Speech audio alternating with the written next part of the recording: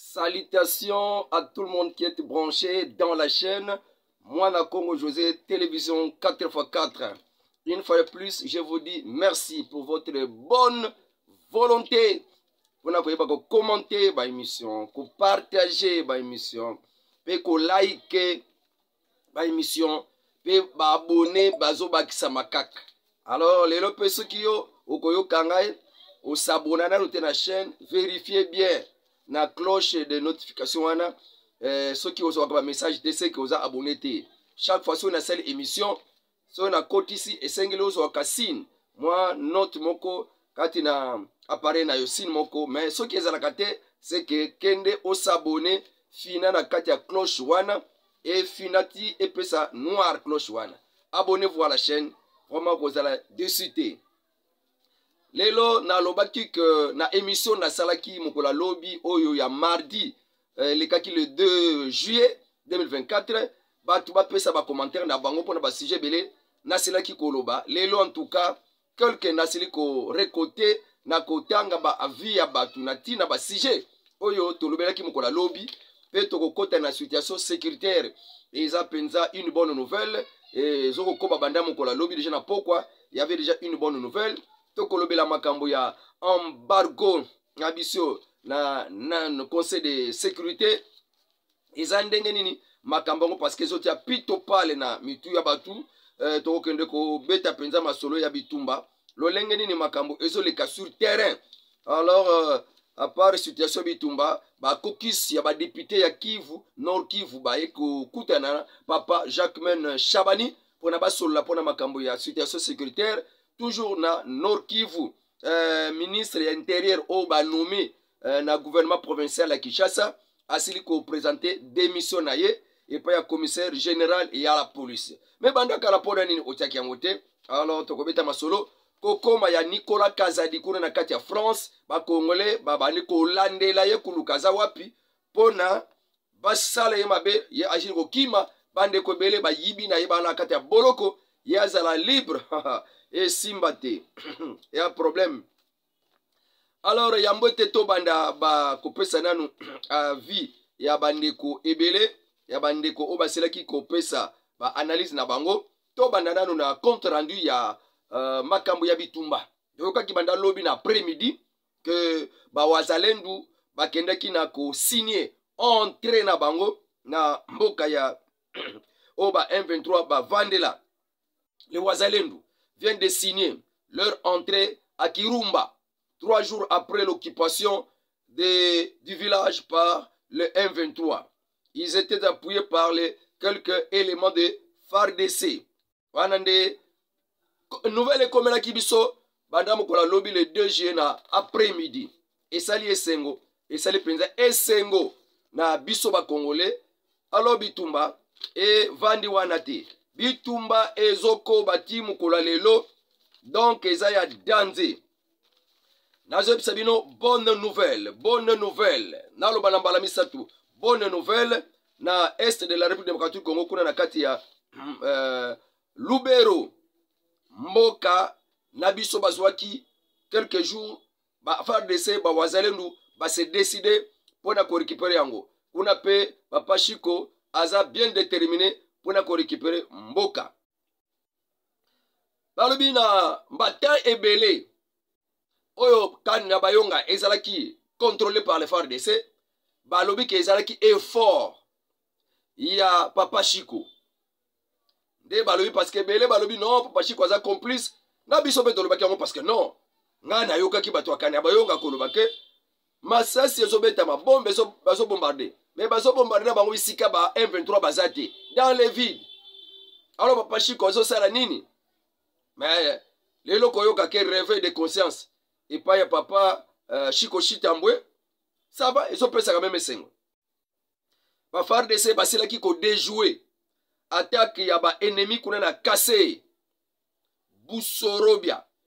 Ana papa général Chiko Chitambo de ayebisi population baleka na kozana na kimia bayoka biyoka yoka te baleka na ko céder na panique te mais bakeba na ba discours propagandiste ya banguna wana mateya papa Chiko Chitambwe alendisi ba soda bino nde mboka etieli confiance soki bo échoué bako finga bino bako ndima bino lisusu te donc boza penda na lourde charge ya koyeba kobunda jusqu'à votre sacrifice suprême wana mateya ya papa Chiko Chitambwe epa ya bamapinga ake ko récolter bango ko lokota bango bisika bakende kosala ba repli stratégique nde abisi bango bazalaka te na vigilance makasi population pe ezalaka na mateya na ye papa Chiko Chitambwe asili kosenga epa ya population vigilance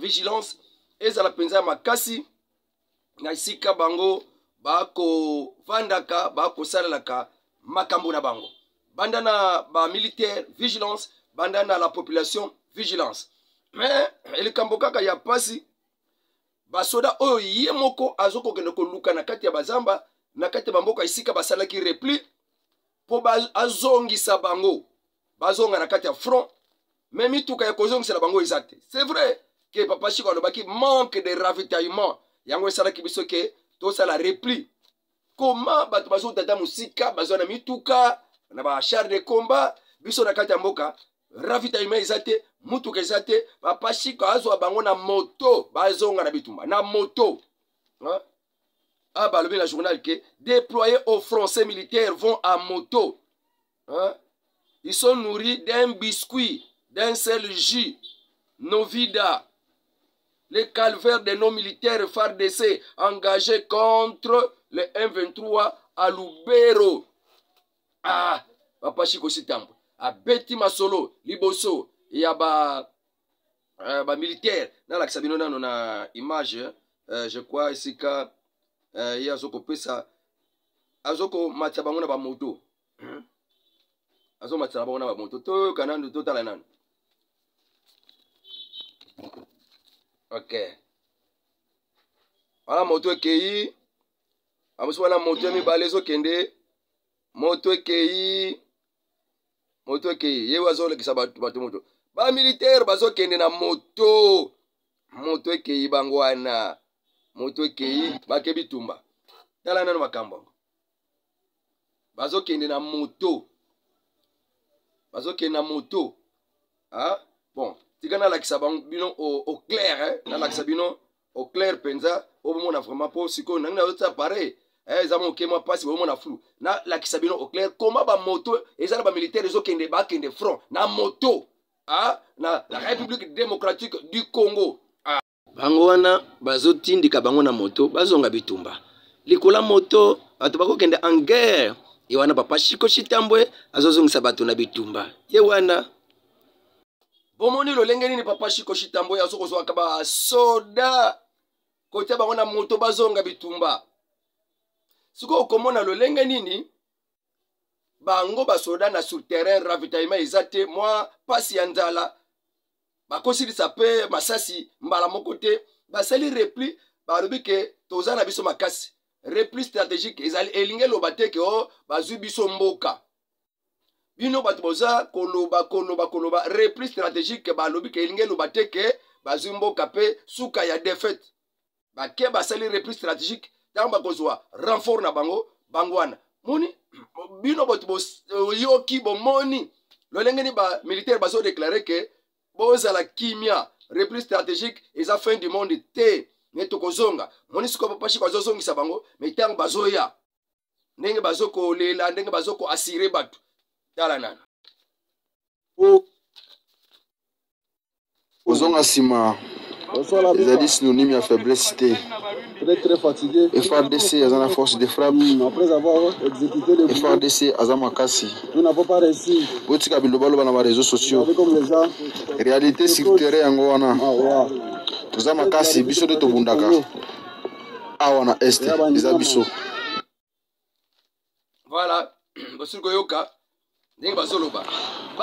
Kozonga nsima ezali synonyme ya faiblesse te. Synonyme ya faiblesse te. Très fatigué. FARDC aza na force de frappe. Après avoir exécuté le FARDC aza makasi. nous n'avons pas réussi. Botika bilobaloba na ba réseaux sociaux. Comme les gens. Botika bilobaloba na ba réseaux sociaux. OK. Donc na kati ya mboka ya Lubero. mboka ya Birumba baye kozwango lelo bitumba ezokokoba se kokoba bitumba ya makasi lelo ezobunda makaka pona koleka siko mboka ya Birumba wana ba progresser na mboka o esika ba M23 bavandelaki bisika ba blokelaki makambo avant ke bapusana bazali kaka bloke wana nde bitumba eza wana na mokola lelo eza somo bitumba eza na kati ya Kasege so balongo Kasege nde bakokende ko récupérer Luofo bakokende ko récupérer Kaina bakokende ko récupérer bamboka mosusu ti bakokoma na kati ya Kanyabayonga toyoki ke mboka deja ya Alimbongo mboka ya Mbingi mboka ya Birumba eza na maboko ba FARDC Kirumba eza maboko ba FARDC siko lelo bitumba eza na Kasege bakokende Luofo bakokende Kaina bakokende Kanyabayonga. Donc il faut déjà kozala katina esengo réveil ya ba FARDC papa Chiko Chitwambe a mobiliser batu onyonso baza penza na kati ya bitumba bakimaki pona repli stratégique a mobiliser bango pona bazonga na kati ya bitumba. Est-ce que eza esengo te? Eza penza esengo makasi okwezo koya kana mituna bino parce mboka yebike bino nde sengeli bo sécuriser mboka wana okwezo koya kana mituna bino parce mboka yebike bino nde sengeli bo sécuriser mboka wana okwezo koya kana mituna bino parce mboka yebike bino nde sengeli bo sécuriser mboka wana bino nde sengeli bo sécuriser mboka wana tango bovandi tango yosala eloko te batu bakoloba contre bino tena yangwana papa Chiko Chitambwe aselaki ko yebisa bango kopesa bango moral wana hôpital général ya Kaina piye epa ba M23 ba yibi bakisi ba yibi ba matériel à labo ba yibi biloko bele na kati hôpital wana bakenango ba M23 ba yibi biloko na kati ya hôpital général ya Kaina omoni bato baza bato mabe ba importer biloko nyonso na kati ya hôpital wana eza pasi ya penza pasi ba notable ya Nord Kivu o babengi kokiste des députés nationaux ya Nord Kivu ba ki kokutana na VPM ya intérieur ministre ya intérieur papa Jacques Chabani ba beti masolo ya insécurité na est de la République démocratique du Congo pe ko pesa ye ba solution ndenge nini tokolongwa na kati ya buzoba wana ya banguna yango wana papa chef coutumier na kati ya Kasai na kati ya Kasai Chikapa na territoire ya Kamoni na secteur ya Bakwa Miani na groupement ya groupement ni kutu Benambi 1 chef coutumier apesi maloba atindi maloba pa chef de l'État kombone José Kakumba Mutombo papa José Kakumba Mutombo chef coutumier ya groupement ya Benambi 1 alobi chef de l'État makambo ba journaliste bazoloba loba to ba population congolaise bazoloba loba yoka yango tia hors d'état de nuire banguna ba ennemi ya Congo. Faites tout ce qui bon vous semble. Pona kotia banguna wana libanda. Eza honneur na yo. Na kati ya commandement. Soki mutu moka zo boate pona ayokisa yo soni. Alatisa yo ber. Longola ye. Parce que esengeli kotia ordre. Soki esimbi olukumu na yo. Soki bebi pasi na yo. Sala nyonso. Papa chef coutumier José Kakumba Mutombo alobi bongo kuna na kati ya Kasai Chikapa Kamoni na Bakwa Miani pe na Benambi 1 nakanisi na pesi message ya papa chef coutumier esika koyokanga koloba mwana malianga akomisi message sala nyonso papa mokonzi président Félix Sekedi sala nyonso toyoka susu likambo ya bitumba te ya ba M23 te sala nyonso bitumba esila lokumu na yo tika ba trace na kati ya ba empreinte ya mboka oyo balobela yo na ndenge ya bien ata yo kozala te me balobela yo na ndenge ya bien ke otika masolo mabe balobelaka yo na ndenge mabe otika batrace ya mabe wana conseil ya papa chef coutumier na kati ya Kasai.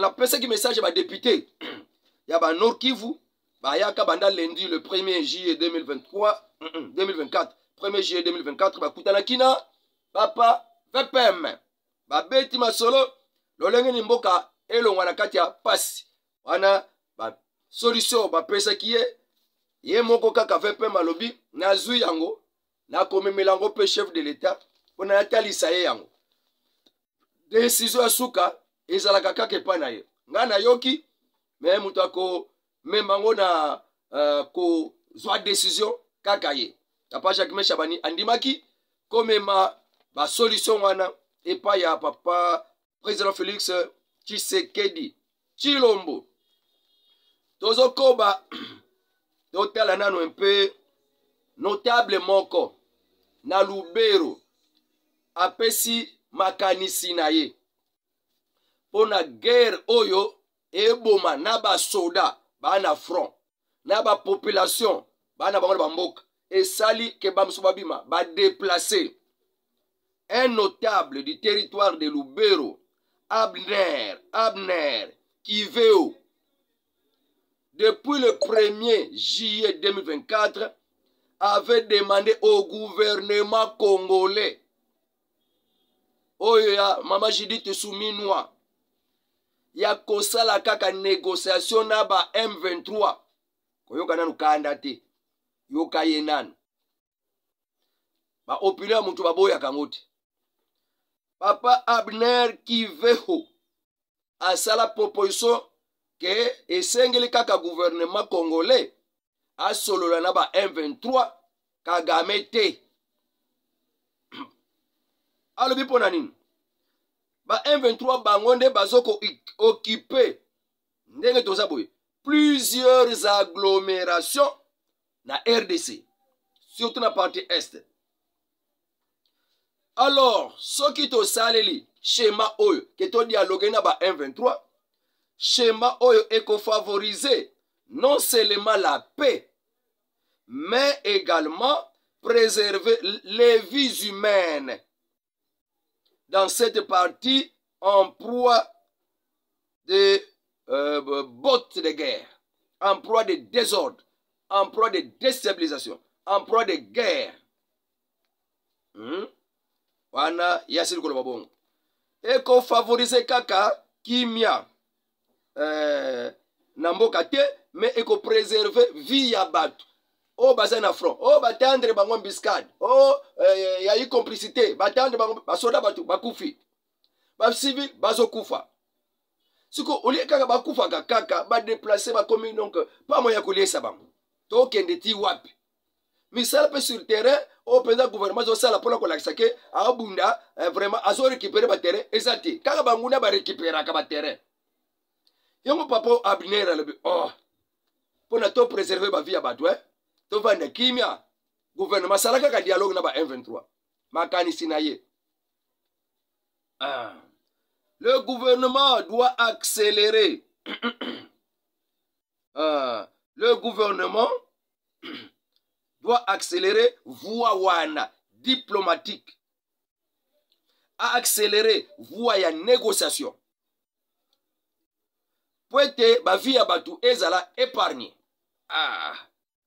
Ndenge ya zolobela ndenge na zotangela bandani akana bayonga bakirumba bakaina baluofo bamboke bele ba vie ya batu eza en danger ba ebele bakufi bele bakimi bitumba pe RDC gouvernement azo présenter nanu penza ba moyen efficacité on a ko récupérer ba mboka nyonso wana plus de 50 agglomérations déjà na maboko ya ba M23.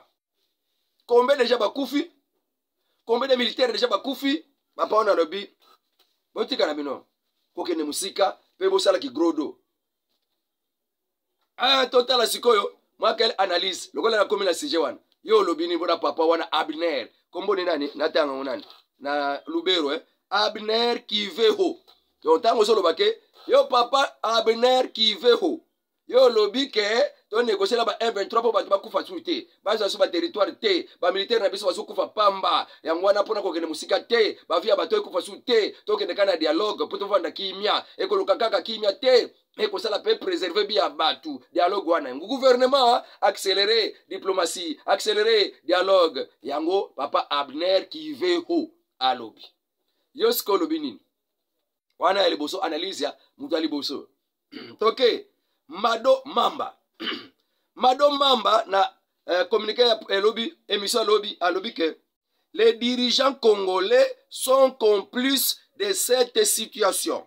Ils sont déterminés à céder l'est de la République démocratique du Congo. Pona papa soki maman Mado Mamba ya lobby jamais na onazomona gouvernement yebilikam ba blende uti Uganda Uganda za kosunga ba M23 biso toza na bango na alliance ya kobenga na ba ADF koto bango bazoko aider M23 ba tozo bunda na bango koto toza la bango na boyokone est-ce que zalaka biloko wana tozo mona vraiment Siri Mwami Falsi Kabwe otoyoki sango na ba ebele ya ba généraux ba complice tolo bakaka nzembo généraux baza ba complice ba généraux baza complice boloba ke esengele peine de mort ezwa nanu mutute pe simba nanu mutute donc bosala ka distraction bo distraire ka population ali boso ba peine de mort population sepeli po sepela bino or que bozala bino kuna te soki bozo boma bango te c'est que bino moko boza complice wana papa Mado Mamba soki mama Mado soki papa Mado Mamba yo lobi nini pona avis ya papa Mado Mamba Simon Lutumba critiquer c'est facile parce que vous ne vivez pas la réalité sur le terrain. Ba faire d'essai, ba kimi bitumba, reprise stratégique. Bon critiquer ba faire d'essai. Bo éviter passer bitumba. To moni kasi bandeko wana. Yo ozana loko koliate. Ndenge akokimela pezat. Okozonga simate ndenge ba rebelle bazuna bango renfort. Ba yuti Rwanda renfort na mituka, biso mituka ezate. Papa Chiko alobaki ke faute ya ravitaillement et ya kite banzela ya mabe ba mituka moyen et ya ezate yangwana totali banguna bango banzela na bango ya bien ba yena renfort biso tozongi sima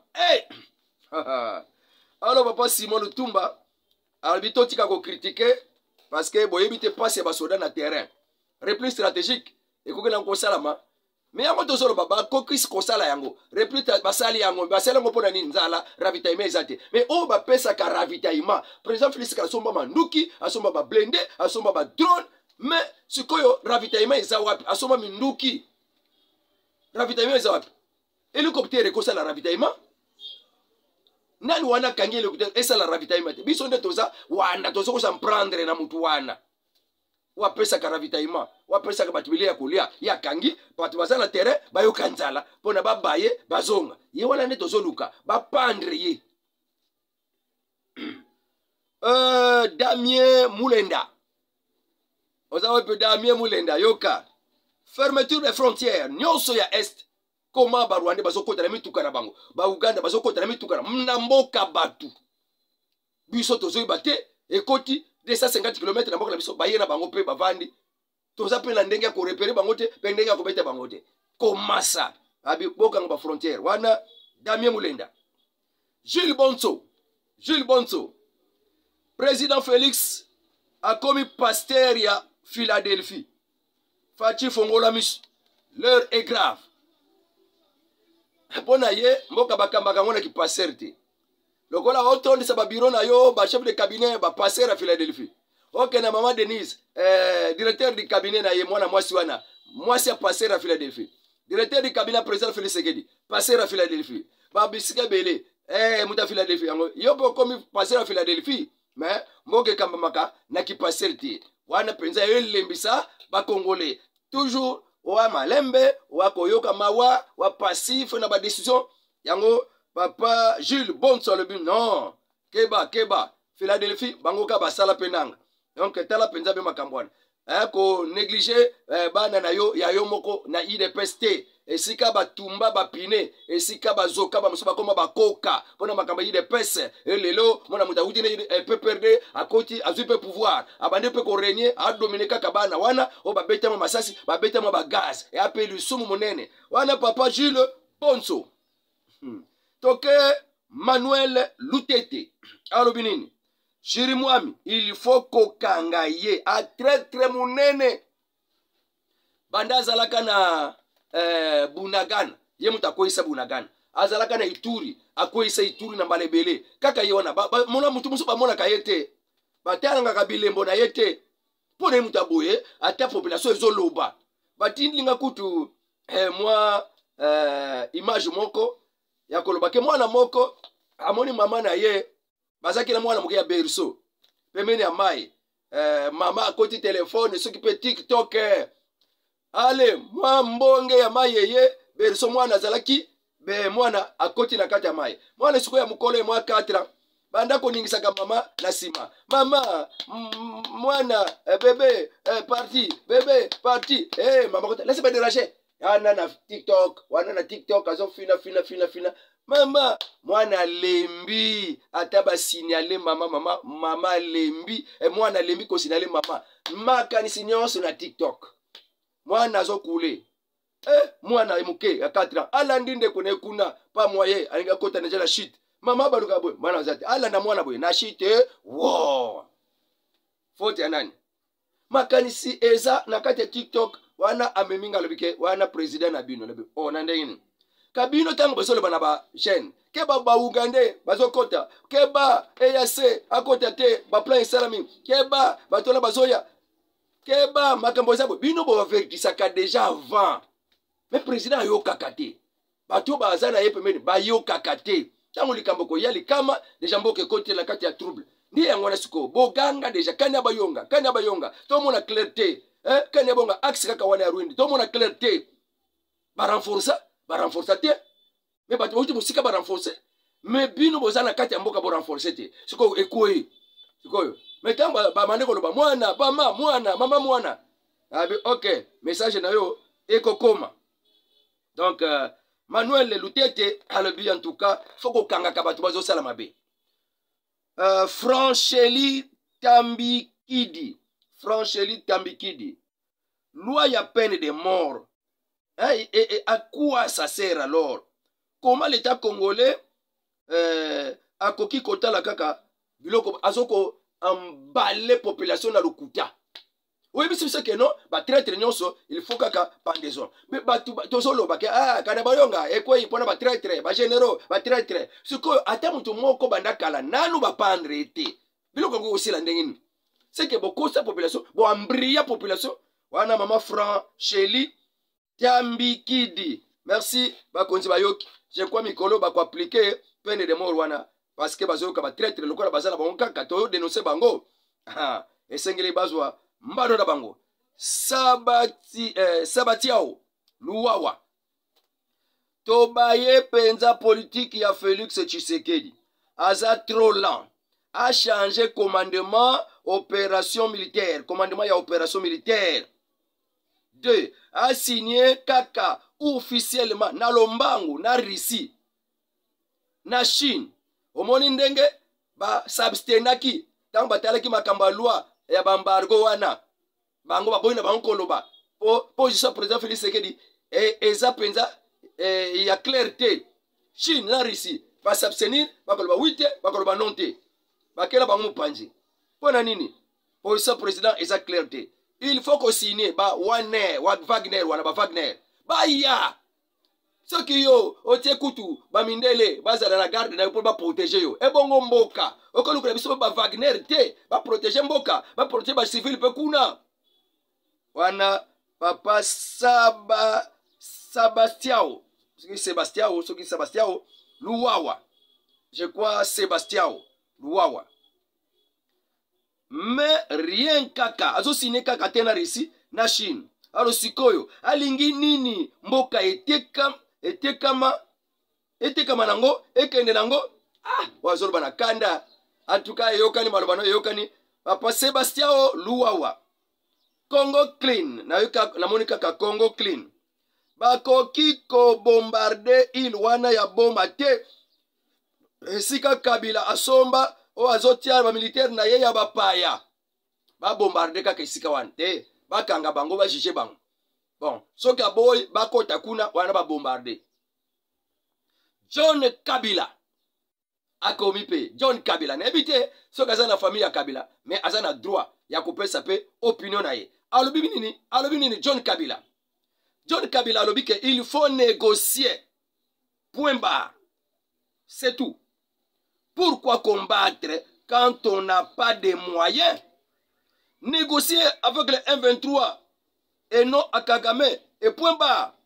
Pourquoi négocier et pourquoi combattre si on n'a pas de moyens? Batuba zala nanzala na terrain. Oh ba mitu kwa izate ya kwa ravite biso. Suko tobunda pona nini? Suki toza incapable boito ko alimate banzele iza mabe. Suko tobunda pona to senga bitu pona. To vanda to solo kaka. Po batu ba kufa sute. Ah, suko makanisa John Kabila. Ekele koko kana papa ya Lubero wana. Ah, pona batu bakufa te. Esengle ka to solo ba M23. Po bitu mbesila. Oh, ravitaillement ya kite talaka ba ndeko na biso ba police ba militaire ebele ba kufi ba militaire pona kaka moya ko kime izala kite embuscade ye massas bombardement ba M23 ba ndeko bele ba kufi pona ni oh shiko lobi ravitaillement ya kipenza te banzele iza mabe mais siko beaucoup de vies humaines eza exposé oyo lobi nini pona makanisi oyo ah ba kufa kaka yo pe fokende ah bon onga so na liboko fakaka na kusine pe la kende ngala ko pesa opinion ngate na azela na oya bino est-ce que basala nini donc bakaka dialogue oleke batu bakufa kufa lo ba moyeza na ngoti ba vieux soma baba ya duna soma be sala kabelo wote siko to sala ni to sola bolandi ide wana a te na yo kayo na ko boya ide ya batu te utira mutazana ba droit a pesi pe ba raison na ye yo pe pesa oya yo raison te to sola te ale pesa oya yo raison. Pourquoi aux autres to soldate pesa pe ayo raison. Allez nini to kosala po batu bakufa te ko épargner batu bakufa susu te c'est que photos à la fort pour to ba ko négocier te photos à la fort. Qu'est-ce qu'il faut alors? Pesa makanisi na yo. L'ONU reconduit l'embargo sur les armes en RDC. Wana ba débat ezala ki pa ya ba papa Mimi na Luanda.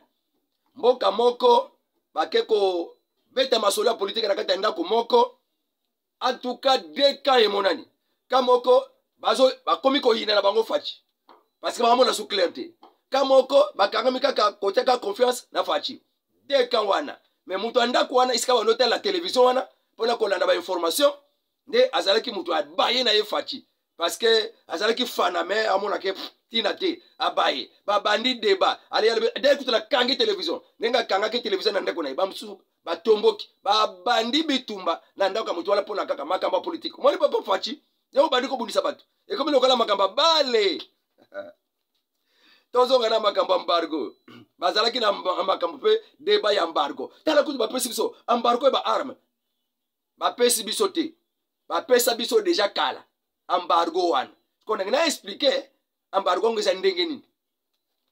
L'ONU reconduit l'embargo sur les armes en RDC jusqu'en 2025, na juillet 2025. Et zoko uta à partir ya ingérence militaire ya Rwanda na Uganda bako kotika ba militaire na bango na mboka Congo. Le Conseil de sécurité des Nations Unies ba décida ki ba proroger ba kisa ba prolonger oyoke prolonger et continuer. Bon, kanga terme wana. Ndio ko comprendre que te ya iloko misusu. To sala kana embargo to banda ko somba manduki te. Avant ya koza munduki esika moko boye esengeli o notifier nanu Conseil de sécurité. Baye ba te. O te. O kozo ngote. O te. O te. So ba libite o kozo ngote. Mais o etela kike ya ko notifiaka Conseil de sécurité so ko lingozo manduki kuna ba kata yango ba anila yango. Donc RDC akoki na kosomba manduki kuna sans que a notifié Conseil des Nations Unies minduki ena wana kata mboka. Mais siko isika nini oyo ba prolonger yoka. Le Conseil de sécurité des Nations Unies a décidé de proroger l'embargo sur les armes jusqu'en 2025 en juillet. Le pays est en proie à des agressions par des pays voisins. Le texte précise que les mesures sur les armes et lobby oyo ba proroger texte zoloba que ba mesure wana ya embargo sur les armes ezotalela makambo ya transport, déplacement ainsi que les mesures financières imposées par la résolution ya 1807 oyo basala ya 2008. Côté à transport des armes, déplacement des armes, ainsi que de mesures financières. Oui, il faut que nous, Wanande et Zananu, Nations Unies, Conseil de sécurité, il faut attaler l'angle. Aujourd'hui, on me mélange n'a vu un ah, bon, financement, il y a un sombi, et Zandengeni. Bon, l'hôtel a pensé bien ma camoufle de son. Donc, Wanande, ethically, sont reconduites par embargo.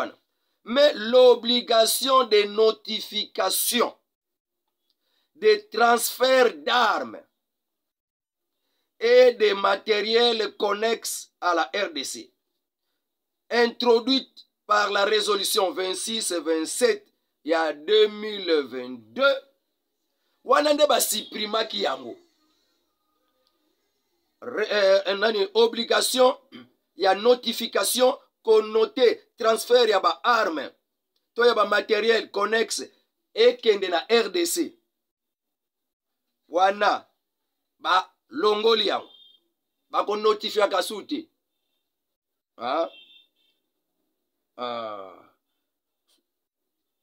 sont reconduits depuis 2000. La RDC était sous l'embargo sur les armes face aux violences au Ezanakatia Est. Après 20 ans, le Conseil de sécurité décide d'assouplir l'embargo sur l'exploitation d'armes vers la RDC. Donc, mais 20 ans après, il faut assouplir, transférer minduki na mboka mususu kwa na RDC balembisa mobeko wana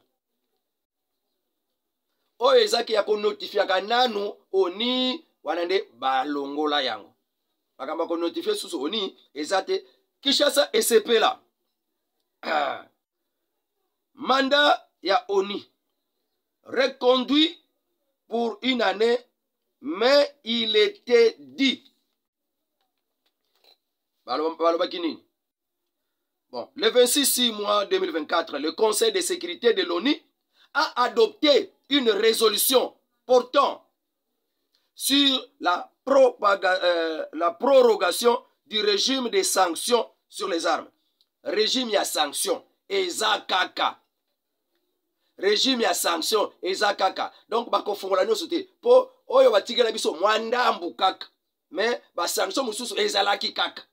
Alors, mwandambo batikela biso etinda kabiso ke tokoko somba manduki kuna mwaeto notifié ezate wana eza nango kaka tokoko somba na biso mais mibeko mususu ba sanction mususu o bakanga kanga biso wana nde eza kaka yango ba proroger mais oya ko somba manduki sans que notification ezala wana balongola yango na kaso zo comprendre bien ah tokoko somba manduki te tokoko somba sans que to notifier pe tokoko somba Somba. Jusqu'au 1er juillet 2025, le 1er juillet 2025, adopté depuis 2008, ils ont visé à restreindre l'approvisionnement en armes des groupes armés et promouvoir la paix. Makambo va proroger. Ils ont restreindre, diminuer, kitisa approvisionnement en armes et pas y a un groupe armé. Comment est-ce qu'on va proroger?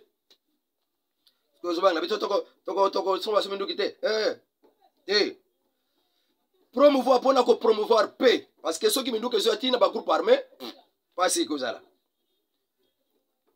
La stabilité, paix, la stabilité dans la région. La notification au préalable au Conseil de sécurité. Wanande balongola yango. La kalisi tosili koyoka. Mwandambo ya makambo. Excusez nani. Tosili koyoka mwandambo makambo oyo sur ma notification ba arme. Oyo kimenza bien. Makamba notification to notifier nano wanande elongwa tokosomba ba arme. Mais moi ba punition mususu. Mama transport, makambo financement biloko moko ndenge wana. Parce que ba mususu ba ye na kati ya mboka RDC ba timoli or ba bomi batu ba timoli or road ya fraud or ya minéré. Donc wana ezande mbongo ya mabe ezoke ndeko financer bitumba ya ba groupe rebelle bazoke ndeko somba manduki yango mboka faut ezala kaka na kati ya embargo wana pote ko restreindre ba groupe rebelle wana moye ba somba ka manduki ailleurs pour na financement ya ba guerre ezate osali guerre pour na mbongo osali guerre pour na koluka minéré. Alors pour la accentuer guerre mbongo wana bozo timo la minéré na kate bitumba batu bazo kufa mbongo wana yango bozo ko sombela ngo manduki yango ba proroger embargo. OK, ministre intérieur et provincial à Kinshasa ba nomaki comme ministre intérieur ya province à Kinshasa yeko commissaire supérieur ya police. Ba bengisa ki na aner ya police. Yo, okangisa ba déposer boye. C'était une infraction. Lelo a déposé démission na commissaire général ya la police. Bon banda kala wana fuba kanga yenan. Na muta nomaki fuba kanga pe. Oko sakana kana batute na kisasa boye. Yo mtoza police. Est-ce que toza na Kivu na no Kivu to na Ituri. Bobote la biso police ministre. Hein? Non. Nyoso wana kaka ba commandement. Tia. Yes anani ana problème nini? Faut sala la kata gouvernement. Yeko policier asala musala ke commissaire supérieur de la police. Donc na ile pesa mutasati akokoma ata ministre intérieur provincial. Hein? Aboni bizaka batu ba parlementaire de bo batangati. Hein? Yango ile pesa kumika désordre okuna kuna na ngidinga ya kisantu omona sectionnaire moko afutela ndako bureau ya ile pesa afutela bureau ye moko tango babenga na bimesa c'est quoi ça? Parti au pouvoir. Hein? Ye moko sectionnaire afutela bureau na ye moko. Abina inatika onka toza la ka bongo sans bureau. C'est triste. Na katanga tes ordres il pesa soko se retrouver te au na kisasa ba parlementaire debu premier mandat deuxième mandat espoir no bazo le nasi na o makamna zoloba o tolobaka déjà na CC tukole ko bima ezali on néglige kaka. Comment c'est possible que même la Sénat tous à la mutwaza IDPST ba gito soki ba gito fo ba okipaka ba poste na kata Sénat parti na itomba ki ono biso to sala corruption makasi Zakaria dévoilé ba corruption za kata Sénat pour na kaka Rolexa batu na ba poste batu va préparer 2028 biso to ba kolala.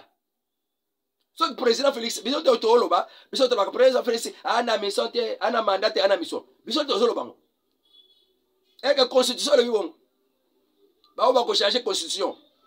Est-ce que ba ko ndima biso ba kam tolo ba na parlement na constitution le bi 5 ans renouvelable.